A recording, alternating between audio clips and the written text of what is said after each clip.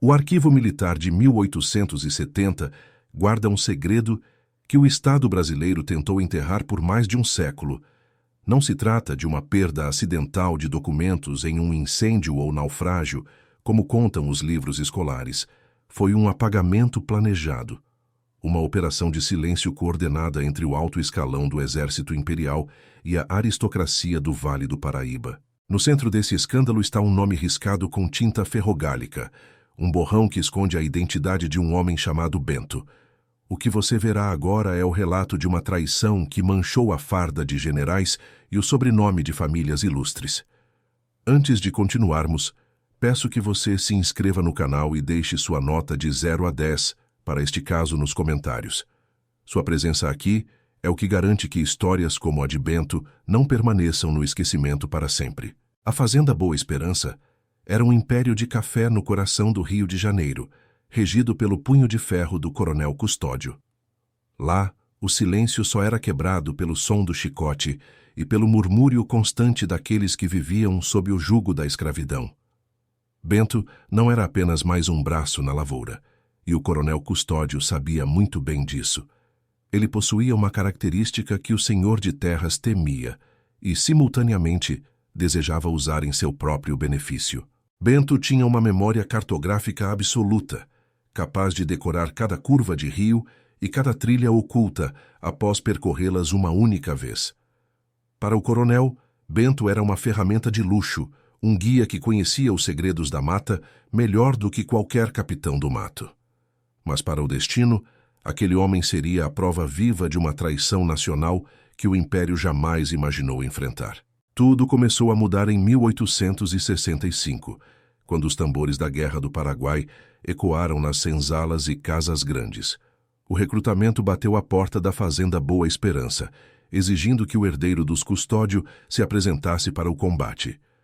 O jovem oficial, filho do coronel, era conhecido pela sua covardia e inexperiência, um rapaz que nunca havia enfrentado nada além do conforto da aristocracia.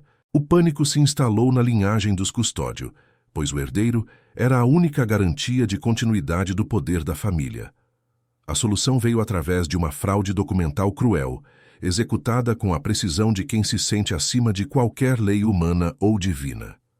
Bento foi chamado à Casa Grande no meio da noite, sob o olhar vigilante de jagunços armados e o silêncio cúmplice das paredes de pedra. Ele foi enviado para o fronte sob a identidade do filho do mestre, vestindo uma farda que carregava um nome que não era o seu. Bento não era mais um homem escravizado lutando por uma promessa de liberdade. Ele era agora um fantasma jurídico.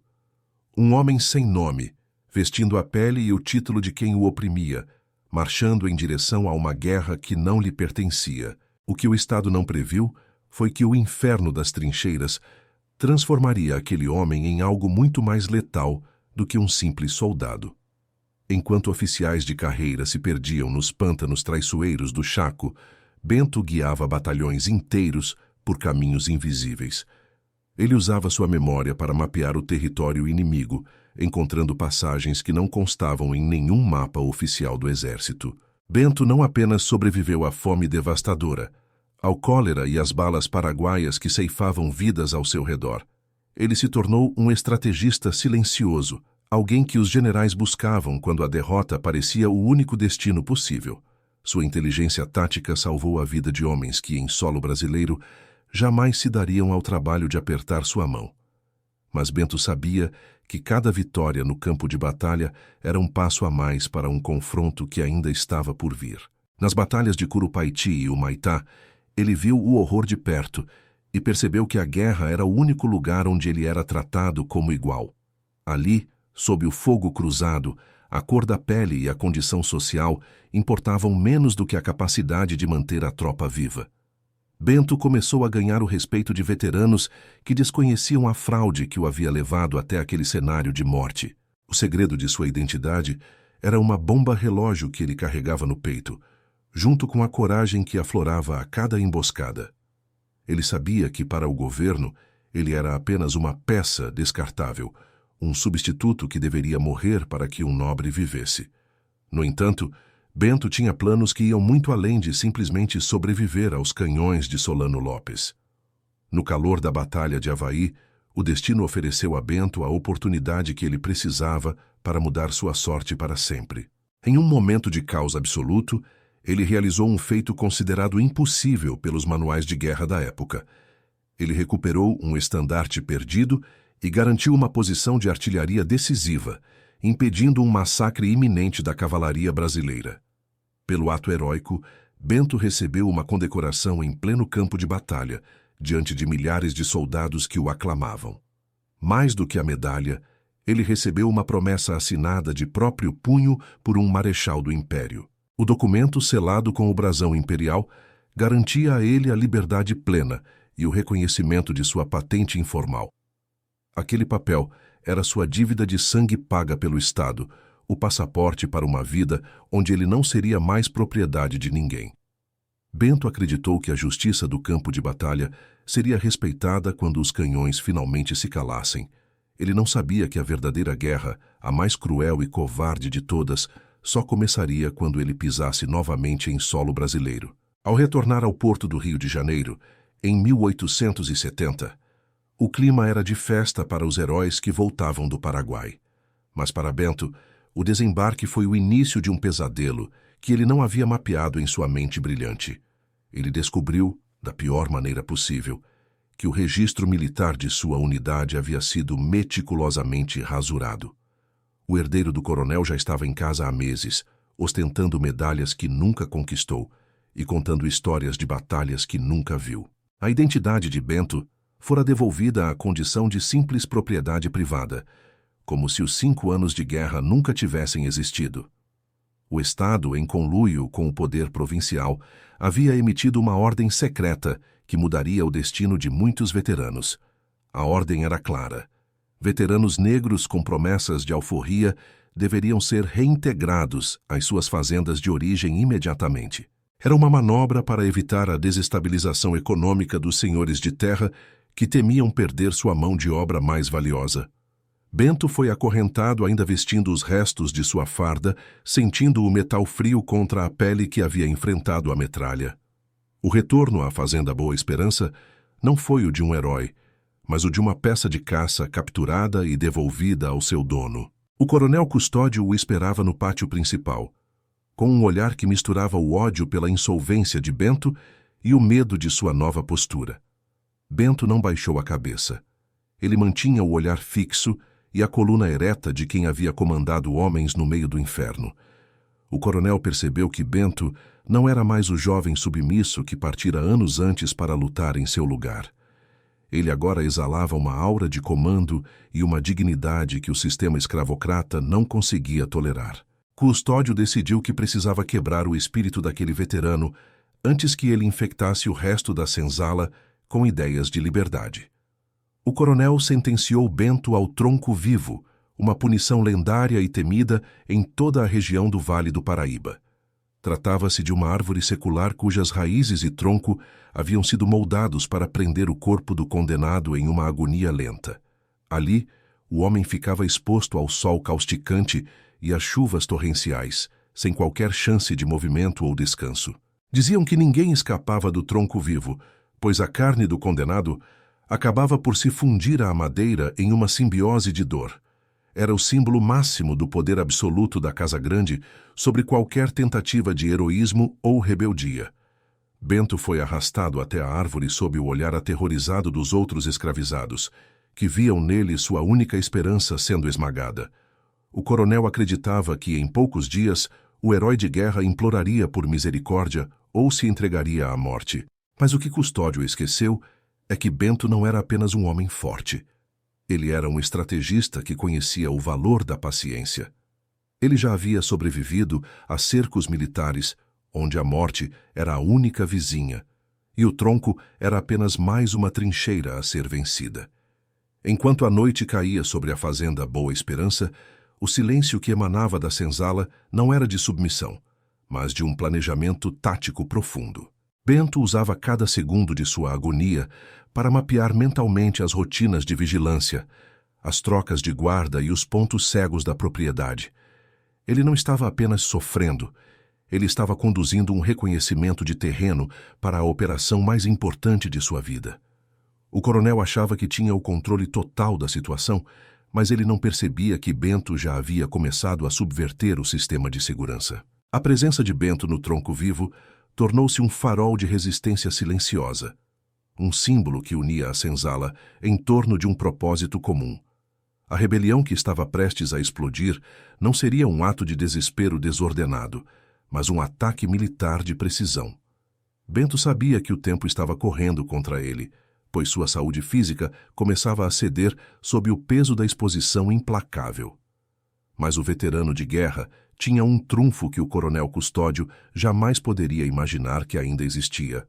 E foi no momento de maior escuridão que Bento revelou que o tronco vivo era apenas madeira diante de um homem que conhecia a geografia da liberdade. O sol de meio-dia no Vale do Paraíba não tem misericórdia, agindo como uma prensa quente sobre a pele de quem não tem para onde fugir. No pátio da fazenda Boa Esperança, o tempo parecia ter congelado para Bento, cujos braços e pernas estavam fundidos à estrutura do tronco vivo. As raízes daquela árvore secular haviam sido moldadas por décadas de punições, criando cavidades que prendiam o corpo como se a própria natureza fosse o carcereiro. O suor escorria pelos sulcos do rosto de Bento, ardendo em cortes que ele nem lembrava mais como havia ganhado. O coronel Custódio observava da varanda de sua casa grande, segurando um copo de cristal com cachaça, esperando o momento em que o espírito do veterano se quebraria. Mas o que o coronel via não era o tremor de um homem derrotado, e sim a imobilidade de um soldado em posição de guarda. Bento estava usando a única arma que o Estado não conseguiu confiscar, sua mente cartográfica e sua disciplina militar. Enquanto a dor latejava em seus pulsos presos por correntes oxidadas, ele fechava os olhos e voltava para as trincheiras de Humaitá. Ele não estava preso a uma árvore. Em sua mente, ele estava mapeando cada centímetro daquela fazenda, transformando a propriedade em um campo de batalha. A situação, porém, piorava a cada hora, pois a desidratação começava a pregar peças em sua visão, fazendo o horizonte ondular como se estivesse em chamas. O coronel Custódio, percebendo que Bento não implorava por água, ordenou que o feitor aumentasse a vigilância e proibisse qualquer auxílio. Qualquer escravizado que ousasse se aproximar do tronco vivo com uma caneca de água seria chicoteado até a morte diante de todos. O objetivo de Custódio era simples. Ele queria que Bento desaparecesse fisicamente e juridicamente, como se nunca tivesse cruzado a fronteira do Paraguai. O silêncio que pairava sobre a fazenda era ensurdecedor, interrompido apenas pelo som das cigarras que pareciam gritar em agonia junto com o prisioneiro. Bento sentia o cheiro da terra úmida e do café secando nos terreiros, mas sua mente estava focada no som dos passos dos guardas. Ele estava contando os segundos entre a ronda de um jagunço e outro, medindo a fadiga daqueles que o vigiavam. Eu vi generais tremerem sob o fogo da artilharia pesada, pensava Bento, com a garganta tão seca que parecia cheia de areia. Este tronco é apenas madeira, e o coronel é apenas um homem que tem medo de quem sabe a verdade. Lá de cima, o filho do coronel, o verdadeiro covarde que deveria estar naquela guerra, observava Bento com um misto de culpa e pavor absoluto. Ele via na farda rasgada de Bento o reflexo de sua própria desonra, sabendo que cada medalha em seu peito era uma mentira sustentada pelo sangue de outro. O jovem herdeiro sabia que, se Bento falasse, a reputação da família Custódio ruiria como um castelo de cartas sob o vento. A tensão na Casa Grande era palpável, pois a resistência de Bento estava começando a gerar um murmúrio perigoso entre os outros trabalhadores da fazenda. O exemplo de Bento estava agindo como um veneno silencioso no sistema de controle do coronel, plantando a semente da dúvida em corações que antes só conheciam o medo. Custódio sabia que precisava acelerar o fim daquele homem, ou corria o risco de enfrentar uma revolta que nem todo o seu dinheiro poderia conter. No terceiro dia de suplício, um novo obstáculo surgiu na forma de um visitante inesperado. O juiz de paz da região, um aliado político do coronel. O juiz trazia documentos que visavam oficializar a morte em combate de Bento, selando o destino do veterano com o peso da burocracia estatal. Se o documento fosse assinado, Bento deixaria de existir para a lei, tornando-se apenas um corpo sem nome a ser descartado na mata. O juiz de paz abriu o livro de registros e mergulhou a pena no tinteiro, pronto para apagar a última prova da existência de Bento como cidadão. "Temos que ser rápidos, custódio", murmurou o juiz, limpando o suor da testa com um lenço de seda amarelado. "O exército está começando a fazer perguntas sobre os veteranos que não retornaram às suas cidades, e não queremos olhos curiosos aqui." Mesmo preso ao tronco, Bento conseguia ouvir os fragmentos da conversa através da janela aberta, graças ao treinamento de reconhecimento que recebeu no fronte. Ele percebeu que o tempo da estratégia passiva havia acabado e que ele precisaria agir antes que a tinta do juiz secasse no papel. A febre começava a queimar seu corpo, mas sua vontade de justiça era um fogo ainda mais forte, alimentado pelo ódio da traição. Luísa, uma das cozinheiras da fazenda que conhecia Bento desde a infância, arriscou sua própria vida para levar um segredo ao prisioneiro. Ela se arrastou pelo chão lamacento, evitando os reflexos das lanternas dos guardas que cochilavam em seus postos. Ao chegar perto de Bento, ela não trouxe apenas água, mas uma informação que mudaria o curso daquela batalha desigual. "Eles não queimaram tudo, Bento", sussurrou ela, com a voz trêmula de terror e esperança. "Eu vi o feitor escondendo um maço de papéis no forro do teto do paiol, papéis com o selo do marechal." Bento sentiu uma descarga de adrenalina percorrer seu corpo exausto, percebendo que a prova de sua liberdade ainda estava dentro da fazenda. O documento que o marechal assinou no campo de batalha, o duplicata do registro militar, não havia sido destruído como o coronel alegava. Custódio, em sua arrogância, preferiu guardar o documento como um troféu de sua vitória sobre Bento, em vez de eliminá-lo completamente. Aquele erro tático seria a brecha que Bento precisava para montar seu contra-ataque final contra a aristocracia rural. Ele começou a testar a estrutura do tronco vivo com uma força que vinha de um lugar além do físico, uma força de quem já encarou a morte e não teme mais nada.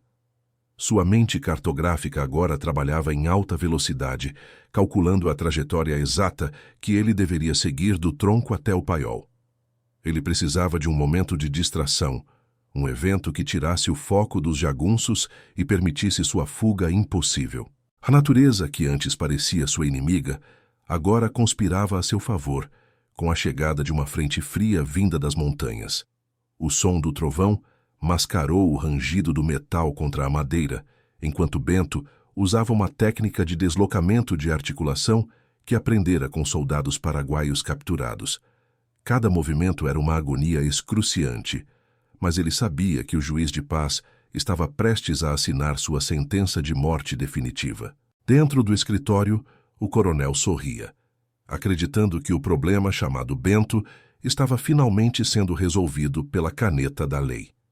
Ele não imaginava que, do lado de fora, o prisioneiro já não era mais uma peça imóvel presa a uma árvore secular. O fantasma jurídico estava prestes a se tornar uma realidade física e armada dentro da fazenda Boa Esperança. Bento conseguiu libertar o primeiro pulso, deixando para trás parte de sua pele grudada no metal frio e enferrujado. Ele não soltou um único gemido, mantendo a disciplina de silêncio absoluta que salvara sua vida tantas vezes nas selvas do Chaco.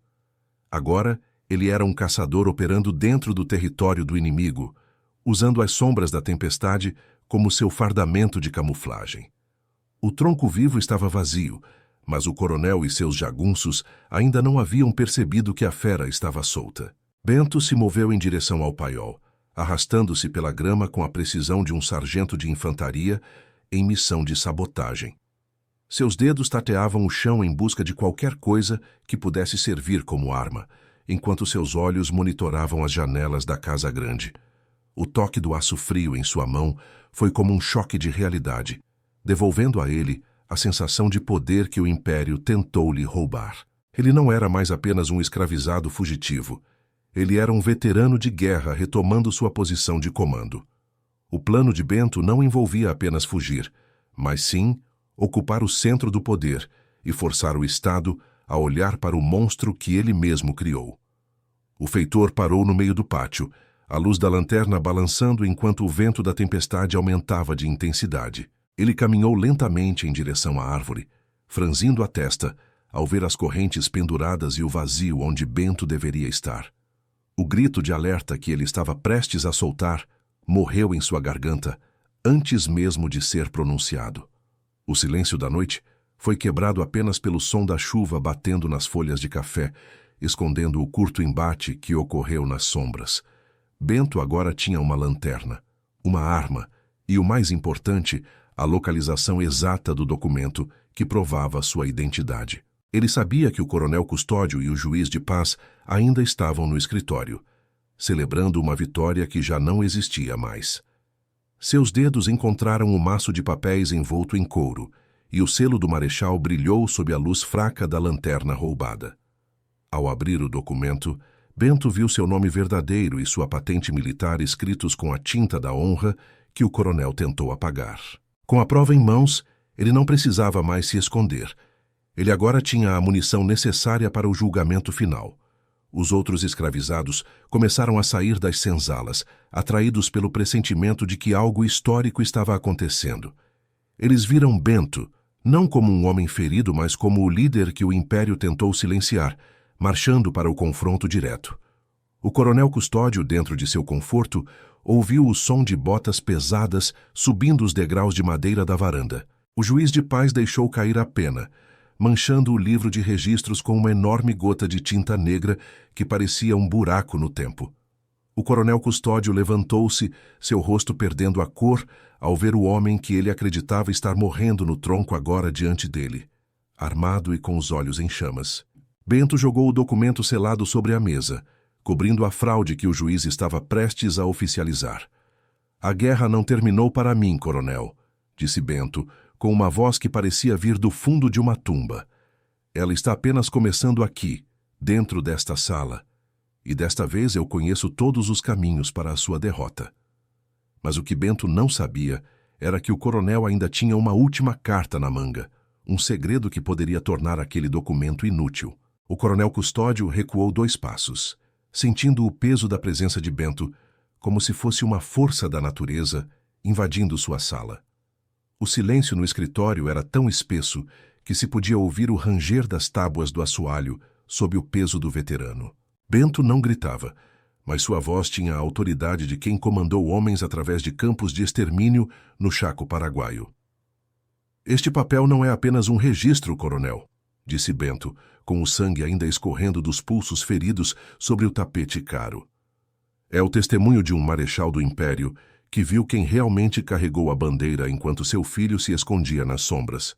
O juiz de paz, com as mãos trêmulas, tentou puxar o livro de registros para longe, mas o olhar de Bento o congelou no lugar. O coronel Custódio, porém, ainda não estava pronto para admitir a derrota e tentou sua última e mais desesperada manobra. Ele sabia que, naquela província, a palavra de um senhor de terras valia mais do que qualquer papel assinado a centenas de quilômetros de distância. Com um movimento brusco, ele alcançou uma pequena pistola de cano duplo que mantinha escondida na gaveta da mesa. Mas Bento já havia desarmado sentinelas paraguaias muito mais ágeis do que um aristocrata envelhecido e movido pelo álcool. Antes que o coronel pudesse armar o cão da arma, Bento já o havia prensado contra a parede, a faca de cana fria contra seu pescoço. O juiz de paz soltou um grito abafado, vendo o poder da fazenda ser subvertido em questão de segundos por um homem que eles chamavam de peça. Do lado de fora, a chuva torrencial lavava o pátio, mas não conseguia afastar a multidão que saíra da senzala para testemunhar o julgamento. Eles não estavam ali para saquear. Eles estavam ali para garantir que a justiça que Bento exigia fosse finalmente executada. A presença de tantos olhos observando através dos vidros das janelas fez o coronel perceber que o seu reinado de medo havia chegado ao fim. Bento olhou para o jovem herdeiro, o homem cujas medalhas eram feitas de mentiras e cujo nome fora usado para esconder um herói. "Você sabe a verdade, não sabe?" perguntou Bento, forçando o rapaz a olhar para o documento do marechal sobre a mesa. O silêncio do rapaz foi a confissão final de que toda a linhagem dos Custódio fora construída sobre uma fraude militar e humana. Bento largou o coronel e virou-se para o juiz de paz, cujos olhos saltavam das órbitas diante daquela inversão absoluta de ordem. "Assine", ordenou Bento, apontando para o espaço onde antes seu nome havia sido riscado com a tinta da vergonha. "Reconheça a liberdade que o Estado me deu no campo de batalha e que vocês tentaram roubar sob o sol desta fazenda." O juiz de paz assinou o documento, selando oficialmente a condição de homem livre e veterano de guerra de Bento. Pela primeira vez em décadas, a lei brasileira era forçada a reconhecer a dignidade de quem o sistema tentou desumanizar até o último fôlego. Bento pegou o livro de registros e o documento original, protegendo-os sob sua farda rasgada como se fossem a relíquia mais sagrada do mundo. Ele não fugiu para o quilombo como um criminoso. Ele saiu pela porta da frente como um oficial que acabara de vencer sua última batalha. O coronel Custódio ficou caído no chão de seu escritório, cercado por papéis inúteis e pela ruína de sua própria reputação. A Fazenda Boa Esperança nunca mais seria a mesma, pois o mito do tronco vivo fora destruído pela vontade inquebrável de um homem. Antes de deixar a propriedade, Bento parou diante da árvore que deveria ter sido seu túmulo e deixou um recado final. Ele cravou a arma no centro do tronco, um marco de que a resistência não era apenas possível, mas inevitável para quem conhece seus direitos. O metal ficou ali, brilhando sob os relâmpagos como um aviso para qualquer feitor que pensasse em usar aquele instrumento de tortura novamente. Bento seguiu para o Rio de Janeiro, onde usou sua memória cartográfica para encontrar os oficiais que ainda tinham honra e deviam a vida a ele. O escândalo da troca de identidades explodiu na corte, forçando o exército imperial a abrir uma investigação secreta sobre a aristocracia do café. Embora o Estado tenha tentado apagar seu nome dos registros oficiais, a história de Bento se espalhou pelas senzalas de todo o império. Ele não recuperou apenas sua liberdade. Ele forçou o sistema a admitir que o sangue derramado na guerra não tinha cor ou dono. Bento viveu o resto de seus dias como um homem livre, um estrategista que usou o conhecimento do inimigo para garantir sua própria salvação. Sua trajetória tornou-se a prova viva de que o papel pode ser riscado, mas a verdade escrita em sangue é impossível de apagar. Anos depois, a Fazenda Boa Esperança faliu, consumida por dívidas e pelo fim inevitável do sistema escravocrata que ela tanto defendia. Dizem que, até hoje, quem passa perto daquela árvore secular ainda pode ver a marca da faca de cana cravada em seu coração de madeira. O tronco vivo tornou-se um monumento ao fracasso do coronel Custódio e à vitória de um homem que se recusou a ser um fantasma. A história de Bento é o capítulo que o Brasil oficial tentou arrancar de seus anais, mas que sobreviveu na memória oral de seu povo. O registro militar de 1870 pode ter uma lacuna, mas essa lacuna tem o formato da liberdade conquistada à força. Ninguém escapa do tronco vivo, diziam os antigos, mas Bento provou que a mente de um homem livre não pode ser acorrentada por árvore nenhuma. Ele morreu como cidadão, como soldado e, acima de tudo, como um arquiteto do próprio destino em um mundo que o queria escravo. Sua rebelião não terminou na Boa Esperança. Ela ecoa sempre que alguém se levanta contra o silenciamento da história. O nome de Bento não está mais riscado. Ele está gravado na alma de quem busca a verdadeira justiça.